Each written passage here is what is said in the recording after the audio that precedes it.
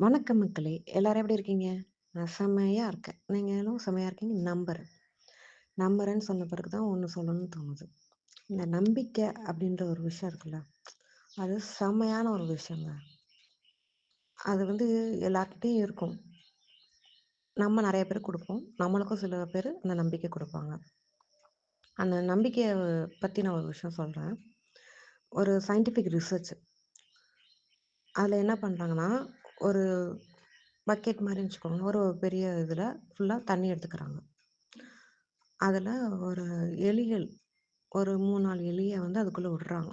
4, 5 எலின்னு வச்சுக்கோங்களேன். சும்மா அதுக்குள்ள விடுறாங்க. அந்த எலிலாம் அந்த தண்ணிக்குள்ள அப்படியே தத்தளிக்குது. தத்தளிச்சுட்டு ஒரு 1/4 மணி நேரம் வரைக்கும் உயிர் தாங்குது. அப்புறம் இறந்து போகுது. மறுபடியும் இன்னொன்னு வருது எடுக்குறாங்க. இன்னும் ஒரு 5 எலிய எடுக்குறாங்க. தண்ணிக்குள்ள விடுறாங்க. அதே மாரி அந்த டைமிங் பார்த்துக்கிட்டே இருக்காங்க. எந்த டைம் அது இறந்து போற டைம் அந்த மாரி இருக்கப்ப என்ன பண்ணிடுறாங்கன்னா, அந்த எலிகள தூக்கி வெளிய விட்டுறாங்க. வெளிய விட்டாங்க. கொஞ்ச நேரம் அந்த எலிகள ஆசுவாசப்படுத்துறதுக்கு விட்டுறாங்க. அதாவது கொஞ்சம் ஃப்ரீ ஆறதுக்கு விட்டுறாங்க. விட்டுட்டு திருப்பி என்ன பண்றாங்கன்னா, அந்த எலிகள திரும்பி தண்ணிக்குள்ள போறாங்க. ஆனா, இப்ப அந்த எலிகள் எவ்வளோ நேரம் உயிருக்காக போராடிட்டு அந்த தண்ணியிலேயே இருந்துச்சு தெரியுமா? கிட்டத்தட்ட 60 மணி நேரம் இருந்துச்சு. என்ன அப்படின்னு பார்த்தா, அதுங்கள ஒரு காப்பாத்தியாச்சு இல்லையா? அப்ப திரும்பி நம்மள காப்பாத்த ஏதோ ஒண்ணு வரும்.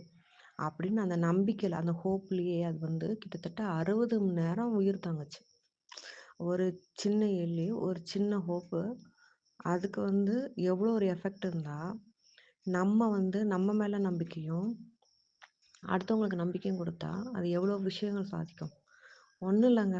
உங்களால பெருசா எந்த உதவியும் செய்ய முடியலனாலும் பரவால்ல. கவலைப்படாதடா! நான் இருக்கேன். அப்படின்னு ஒரு சின்ன நம்பிக்கை குடுங்க. அது யாரனாலும் சரி, என்ன விஷயம்னாலும் செய்யறதுக்கு பெருசா உதவும். ட்ரை பண்ணி பாருங்க.